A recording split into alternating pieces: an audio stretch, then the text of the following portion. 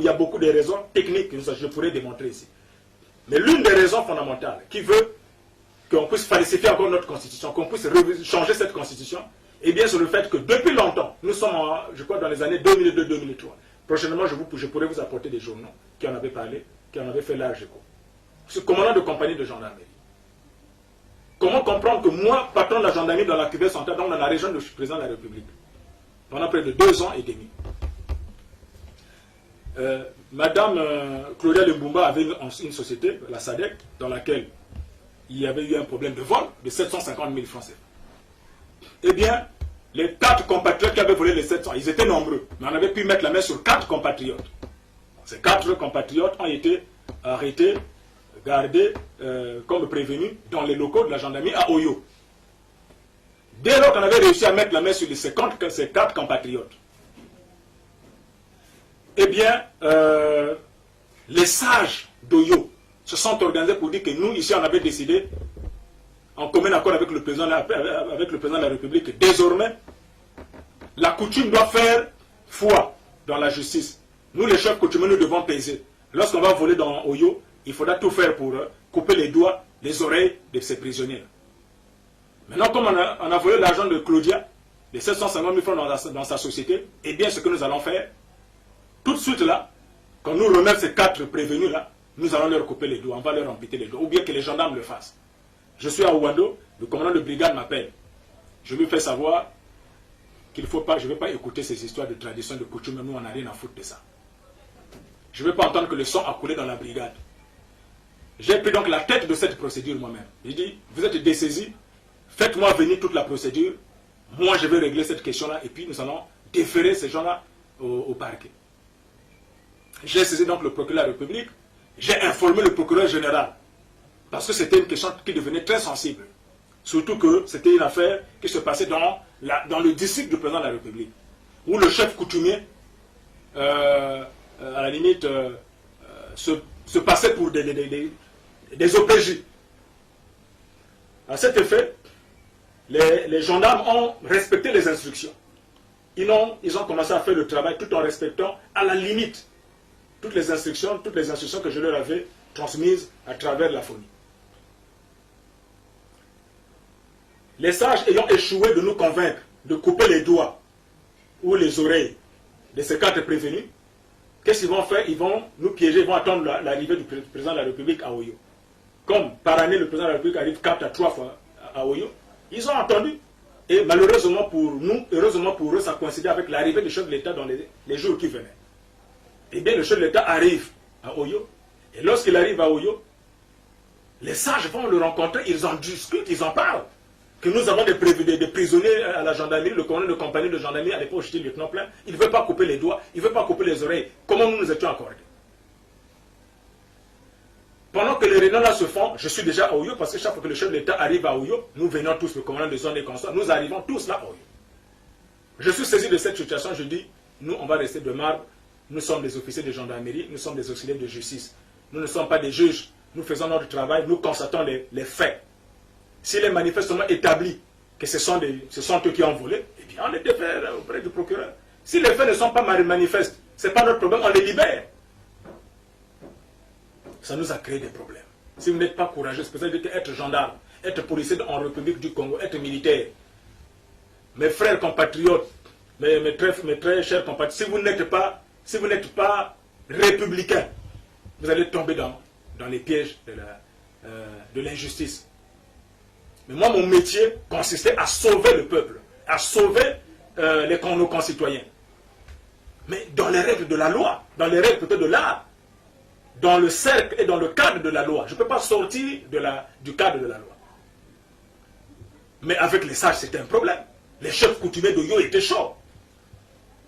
Je me disais, quand les autorités administratives vont arriver, c'est sûr qu'elles vont s'appuyer sur la loi et nous allons régler définitivement cette question. Non, je m'étais trompé. Un jour, alors que nous nous trouvions à l'usine d'Edou, donc l'usine on est en train d'inaugurer une usine à Edou, eh bien, nous attendions donc l'arrivée. On était là, des autorités, le préfet, le sous-préfet, nous étions nombreux là.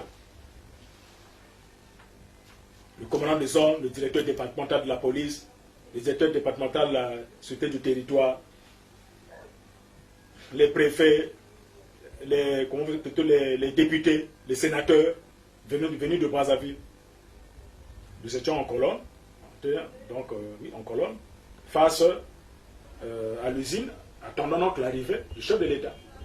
Le chef de l'État arrive. Lorsqu'il arrive, c'est son officier aide de camp, un colonel dont je préfère tel le nom, devenu général aujourd'hui,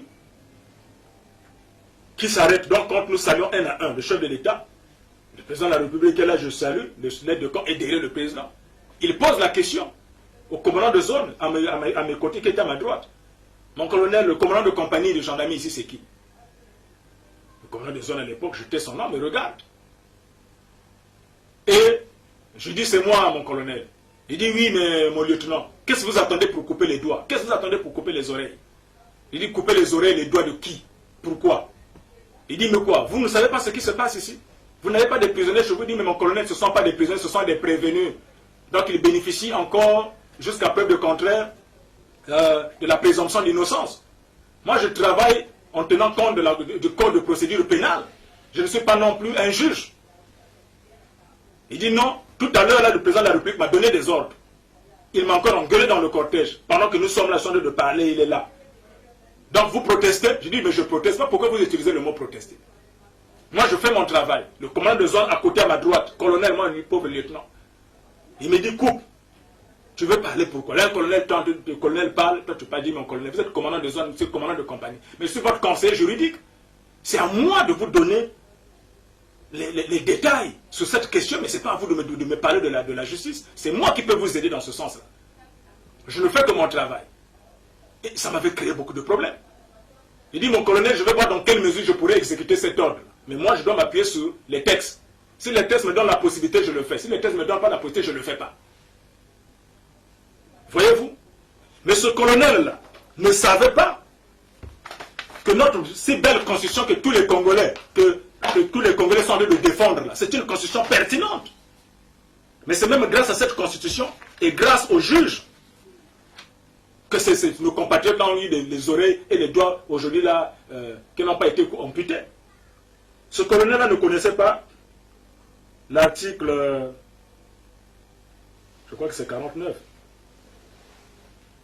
Il y avait l'article 49, mais aussi l'article combien? Et l'article 10. Je prends d'abord l'article 10 de la Constitution. Ce colonel, aide de camp du président de la République, ne connaissait pas ça. L'article 10 de la Constitution dit ceci. Tout citoyen, tout agent de l'État est délié du devoir d'obéissance lorsque l'ordre reçu constitue une atteinte manifeste au respect des droits humains et des libertés publiques. L'ordre d'un supérieur ou d'une quelconque autorité ne saurait en aucun cas être invoqué pour justifier ces pratiques. Tout individu, tout agent de l'État, toute autorité publique qui se rendrait coupable d'actes de torture ou de traitement cruel et inhumain, soit de sa propre initiative, soit sur instruction, est puni conformément à la loi. Voilà un colonel, aide de camp du président de la République, qui, en présence du chef de l'État, des autorités commandant de zone, le colonel Aboy était même encore retraité, ils étaient tous là. Tous m'ont regardé, je m'attendais à ce que ces intellectuels autour de moi puissent dire non mais mon colonel, ne faites pas ça. Non, non, non. Non, non, non. J'étais quasiment seul. C'est le colonel Aboy qui me regardait retraité, dit petit, moi je suis retraité. Tu sais ce que tu as fait. La loi reste la loi. C'était mon premier soutien. Sur place, là, c'était mon seul soutien. Mais j'ai regardé autour de moi le directeur départemental de la police, il me regarde. Colonel, il ne branche pas. J'ai regardé le colonel, le patron de la sûreté du territoire. Colonel, il ne branche pas. À ma droite, le commandant de zone. Là, le directeur départemental de la police. Là, le directeur départemental de la sûreté du territoire. Si tu n'es pas républicain, si tu n'es pas un officier de gendarmerie formé, mais c'est très difficile. Tu ne vas pas t'en sortir. Tu vas faire quoi? À la fin, tu vas aller couper les doigts. Parce que c'est l'aide de camp du président de la République. Vous êtes à Oyo, vous êtes à Edou, chez eux.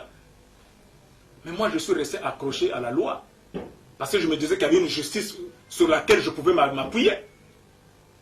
Et donc, à cet effet, ce colonel ne connaissait pas qu'il avait un article 10 de la Constitution. Moi, je connaissais. Mais à la fin, qu'est-ce que j'ai fait? Ils m'ont dit de toutes les façons, mon capitaine, comme vous êtes en train de bouder, nous allons nous arranger. Je vous envoie l'ambulance à partir de 12h30, 13h. Il y aura l'ambulance, vous coupez les doigts, le ciel ne tombera pas. Mais le colonel a bien dit, avec beaucoup d'arrogance, nous avons beaucoup tué dans ce pays-là, le ciel n'est jamais tombé. Ce n'est pas pour quelques doigts qu'on va couper que le ciel tombera. Mais il s'adressait à un officier de police judiciaire. Vous voyez l'environnement dans lequel nous travaillons? Mais ça, c'est des menaces. J'ai dit non, je vais m'attacher à cela. Mais à 12h30, 14h, 13h, l'ambulance est bien arrivée. J'ai reçu Claudel Mbumba dans mon bureau, dans le bureau de la brigade, pour dire, mon lieutenant, qu'est-ce qu'on fait? Il dit, mais le président, c'est votre père. Faites tout pour le convaincre chez vous, là-bas. Moi, c'est mon président de la République. Il est le chef suprême des armées, le patron de la magistrature. Moi, je vais dire non. J'ai commencé à écrire ma démission. Je dis, ben, Madame Claudia, ma démission est là. Je quitte la gendarmerie parce que je n'ai pas été formé pour couper les doigts. Je n'ai pas été formé pour faire du mal au peuple. Et au même moment, j'ai appelé le procureur général près de la cour. Vous comprenez? C'est que j'avais un peu d'espoir. Il dit non, il y a quand même la justice. Mais j'ai appelé le procureur général près de la cour d'appel de Wano. Le procureur m'a dit, prépare ta démission. Je préfère que tu démissionnes au lieu de rentrer dans ces yeux. Mais c'est un crime contre l'humanité. Mais c'est le procureur qui a ensuite appelé le procureur, le patron de la Cour suprême, c'est sûr. Et que le patron de la Cour suprême appelle le président, le conseil spécial du chef d'État, le président, l'amiral Jean-Dominique Okema. Et c'est dans les locaux, dans la résidence privée de Jean-Dominique Okema que nous avons réglé cette situation. Mais l'ambulance est venue à 2 reprises. L'ambulance est quand même venue dans les locaux de la gendarmerie pour venir prendre les blessés. Je ne vais pas vous montrer les photos, j'ai des documents, des photos de cet officier-là, de ce médecin du président de la République, avec, comment vous l'appelez, les ambulances. J'ai dit, je ne peux pas vous livrer. C'est prévenu là, pour faire. Nous ne sommes pas des chirurgiens, nous ne sommes pas des médecins, nous ne sommes pas aussi des juges. Voilà comment ça a été réglé la suite, je ne vais pas aller dans les détails. Mais c'est quand même la justice qui était intervenue d'une certaine façon. C'est grâce à cette justice-là que ma démission n'avait pas eu lieu. Mais sinon, j'avais déjà écrit ma démission. Combien de cadres ici, combien d'officiers, combien de ministres ici ont démissionné parce que la vie du peuple est en danger? Non. Et il y a un minimum de respect pour des leaders. Vous avez des gens qui font de la politique, ce n'est pas parce qu'ils ont faim, qui font de la politique, mais c'est parce qu'ils en ont marre de l'injustice, c'est tout. Je ne sais pas si vous avez une autre question à poser. Nous avons vu le président Denis Sassou Nguesso à Washington dire que la question du changement de la Constitution dépend du peuple congolais. Il a même pris l'exemple de l'Allemagne et du Luxembourg, parce qu'il a dit que Angela Merkel a été élue 3 fois à la tête de l'État. Qu'est-ce que vous en pensez? Merci beaucoup. Excusez-moi pour... Bon. Vous avez aussi une question?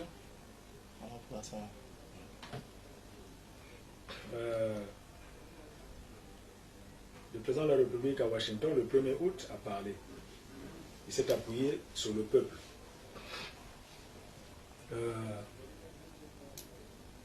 Nous savons que depuis le début, le régime du président de la République, le régime actuel, fait la manipulation. En fait, c'est un régime qui nous a pris en otage. Nous, le peuple, nous savons que c'est faux. Nous, le peuple, nous pouvons démontrer que nous ne sommes pas pour que M. Sassou puisse avoir un 3e mandat. Angela Merkel, en Allemagne, a comment on appelle ça, un bilan extraordinairement positif. Extraordinairement positif.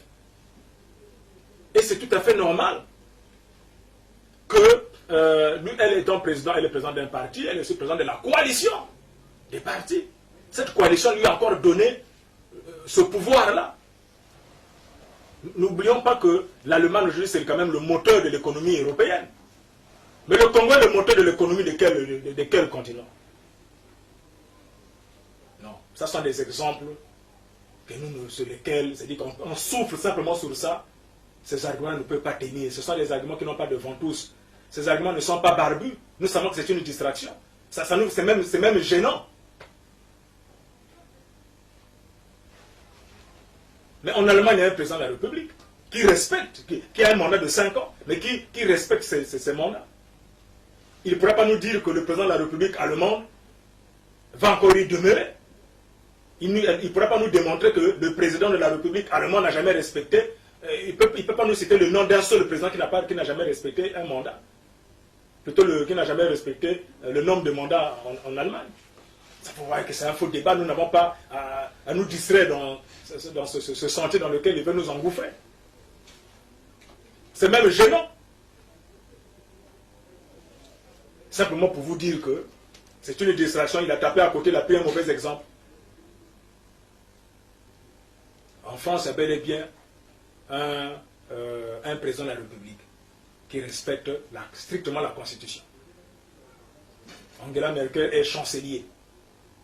Et donc, elle joue son rôle en vertu de la Constitution allemande. Elle ne travaille pas en dehors du cadre juridique. Elle n'a pas pour cela retouché la Constitution. Elle n'a pas pour cela changé la Constitution pour qu'elle y demeure. Bon, dans le cas d'espèce, ici, on veut torturer la Constitution. On veut casser même la coque.